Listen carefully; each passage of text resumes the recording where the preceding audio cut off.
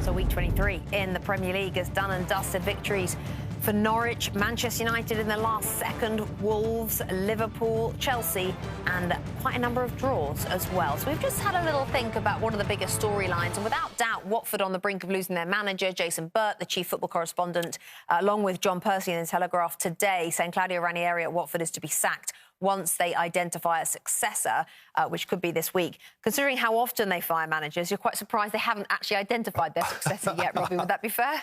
Yes, I mean, it could be one of probably 100 coaches from 20 different... including the last 5 they've had themselves. Yeah. Sometimes they do bring them back. Did the best job, I think, over recent seasons. I don't know what he's doing right now, whether he could come back into it.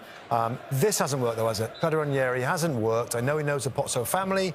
I think they wanted him to coach one of their teams a while ago. It hasn't worked. Yes, I know they had a tough start with the schedule, but there's been not enough reaction, Rebecca. I think Tim said the other day, there's enough attacking players in this team to be all right.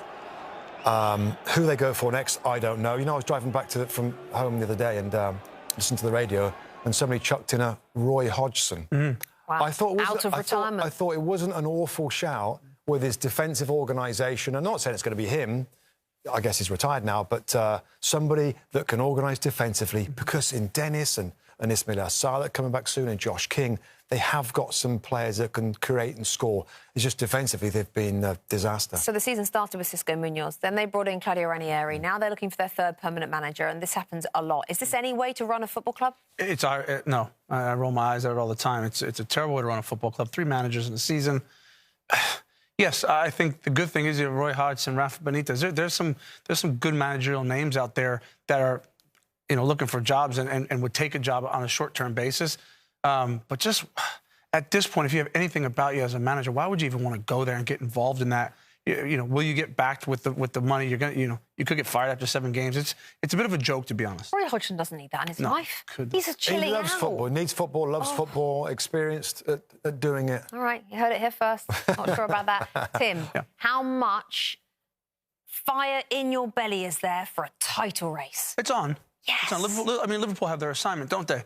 Win the 2 games in hand, bring it to 6 points, play Man City head-to-head. Massive game, have to win, cut it to 3.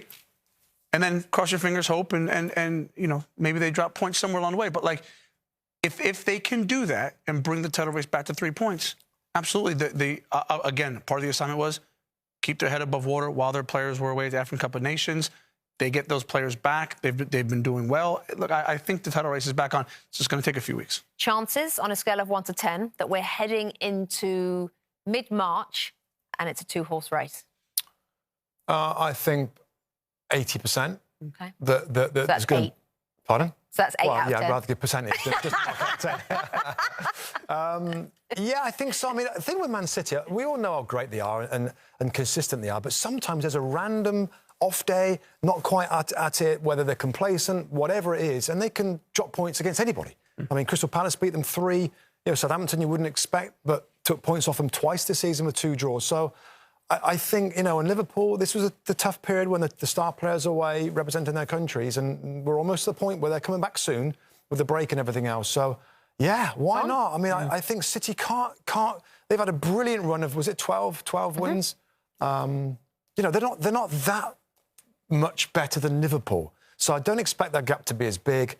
And again, Klopp, momentum, this team, they're gonna be close to City, I feel, later in the season, yes. Tim, Everton, your old club, what's the most important thing they do this week? Hopefully it's going to take longer, but this week they need to start to identify what it is they want to do. Do they want to keep Duncan Ferguson in place to the end of the season? What do they actually want to get from the next manager? Because this club, it's starting to lose its identity. You go back over the last 7 years or so, they've chopped and changed quite a lot. I talked about Watford doing it. They're not there, but they've chopped and changed so often, brought so many players in, director of football in, out. There's an issue there at Everton that needs fixing. Do you understand the fan unrest? Absolutely. Yeah, absolutely. And it's not necessarily with, well, it hasn't been with the owner, Fard Mashiri, and the money that he's put into the football club. It's the board, it's the decision-making. And take a breath, Everton board, or decision-makers. Take a breath. Don't rush into something now and appoint somebody. they should believe that the players they've got in this squad, in this team, are good enough to get away from the relegation area and reevaluate and try and get somebody in the summer. Of course, if the next few weeks go badly, then it might be an emergency, but, like, just try and make a good decision for once in a while. Hi there, I'm Rebecca Lowe, studio host for NBC's coverage of the Premier League. Don't forget to hit subscribe to watch highlights all season long, and be sure to tune in for Premier League mornings every weekend at 7 a.m. Eastern. And for even more content, head over to Peacock, where we've got live games, original series and a dedicated round-the-clock Premier League channel featuring studio shows, classic matches and much more.